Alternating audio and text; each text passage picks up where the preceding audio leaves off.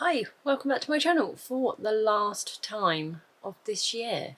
This is the final video of 2022 and this is my December wrap up.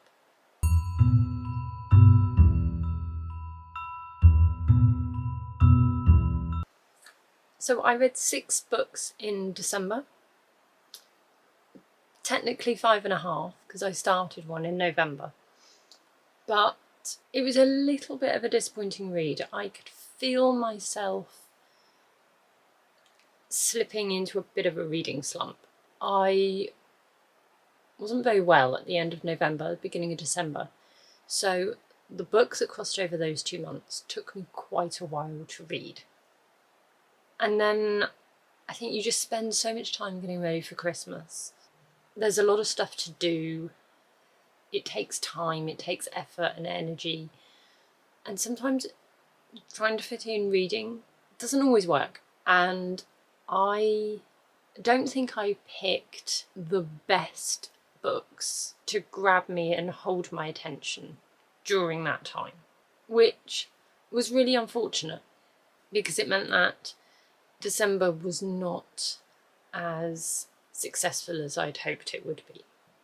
So the books that I started in November and finished in December was The Terror by Dan Simmons, and I loved this. This is based on a true story of Sir John Franklin, who was a British naval officer, taking 2 ships to travel through the Northwest Passage of the Canadian Arctic. And basically, both ships disappeared and none of the people on board were ever seen again.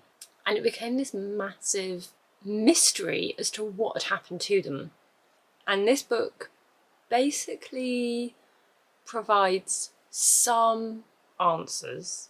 However, what Dan Simmons does here is, instead of just giving us his version of events, of what he thinks might have happened, and making it all historically as factually accurate as he could, he adds in a horror element of a mysterious creature that is out in this isolated wilderness that pops up every now and then and kills a bunch of the men. So it's kind of historical fantasy horror. It's quite a long book. It's over 950 pages. And that is because Dan Simmons goes into incredible detail about the ships, the people, the men on board, the one woman on board, and the setting, the location.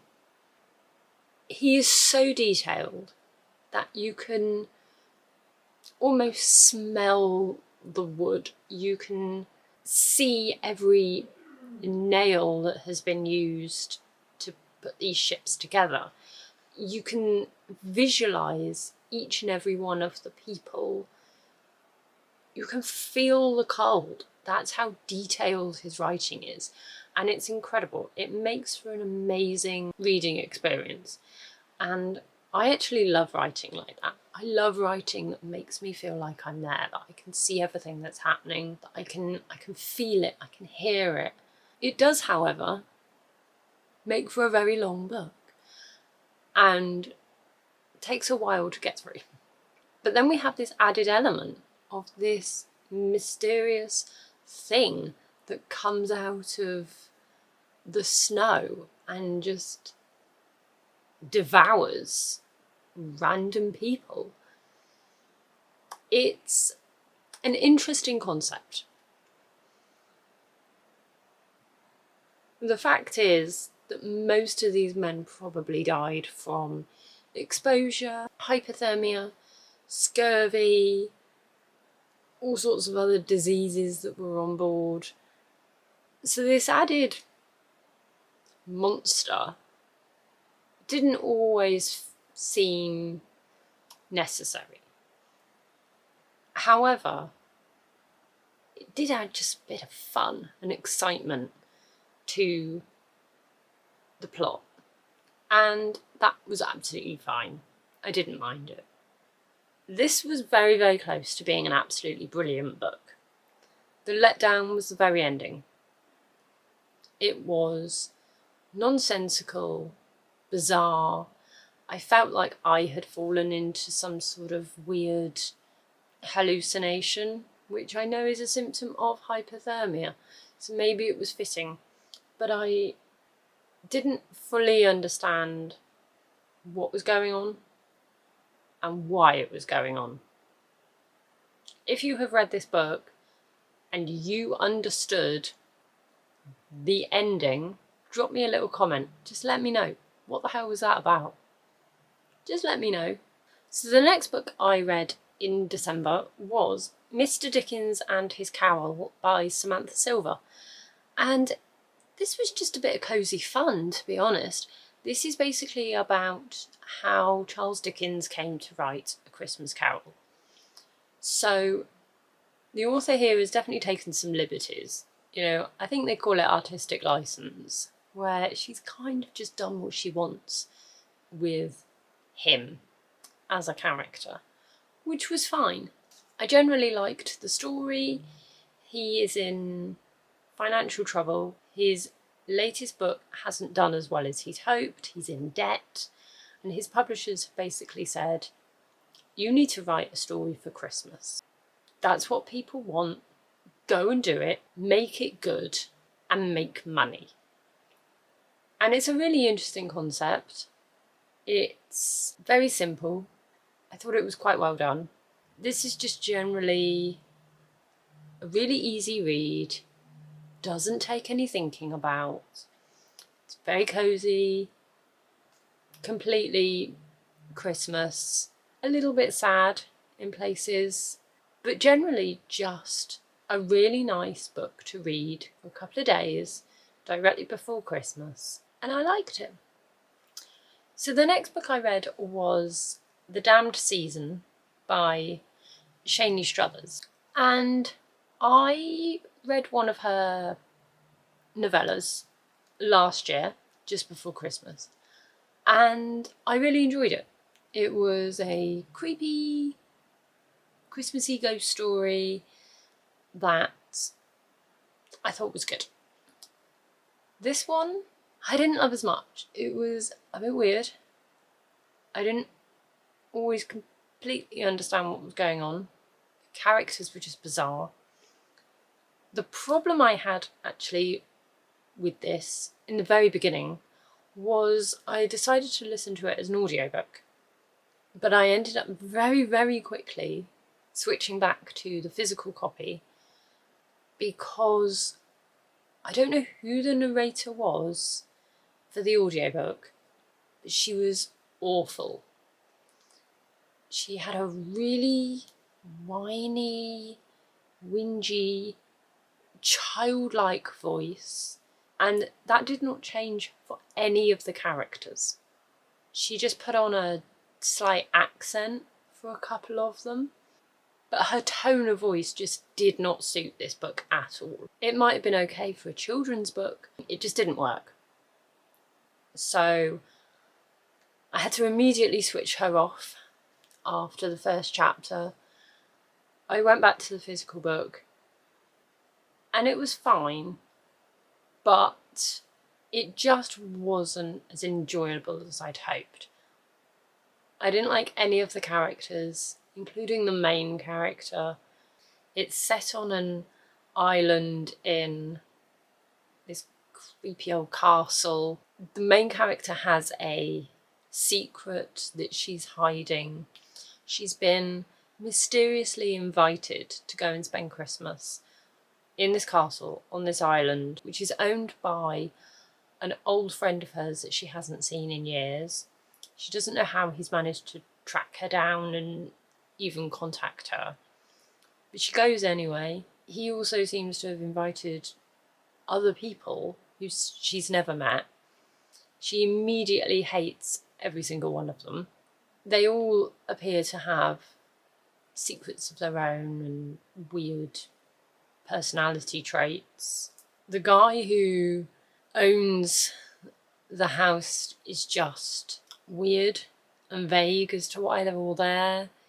And it's supposed to be this really creepy setting, but where it's one of these houses that's got tons of corridors and locked doors all over the place, and there's noises and bumps in the middle of the night, and voices are heard, whisperings in the corridors.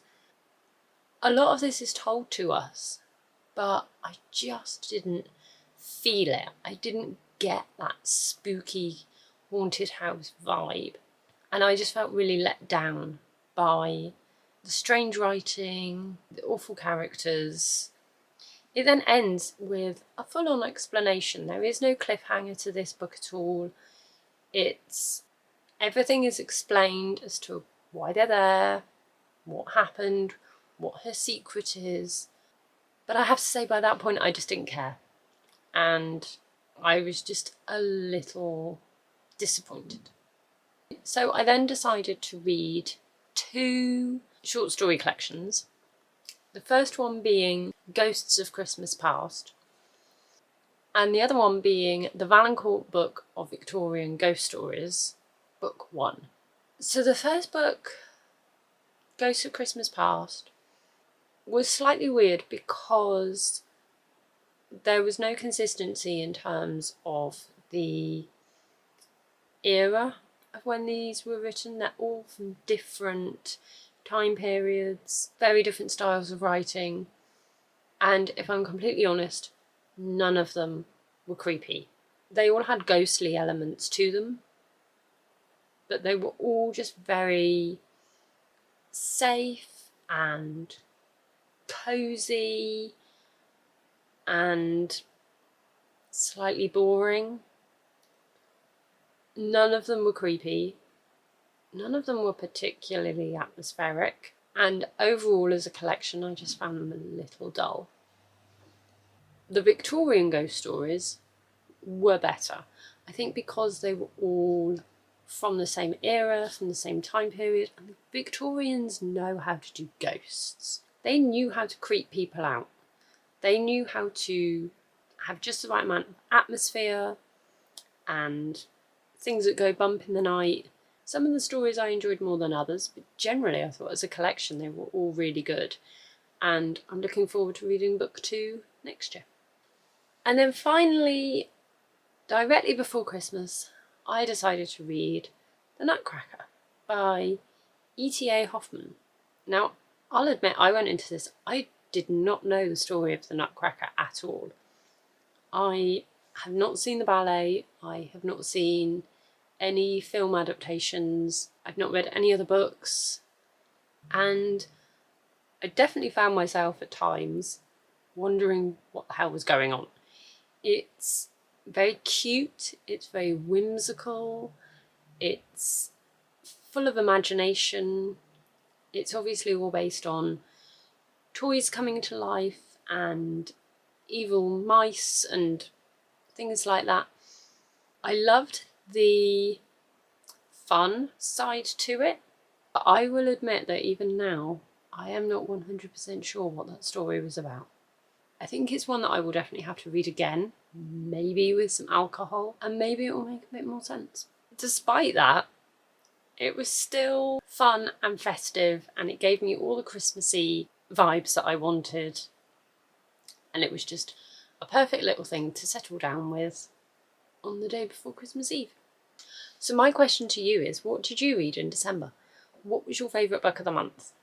What got you fully into the Christmas spirit, and what would you recommend that I read next year?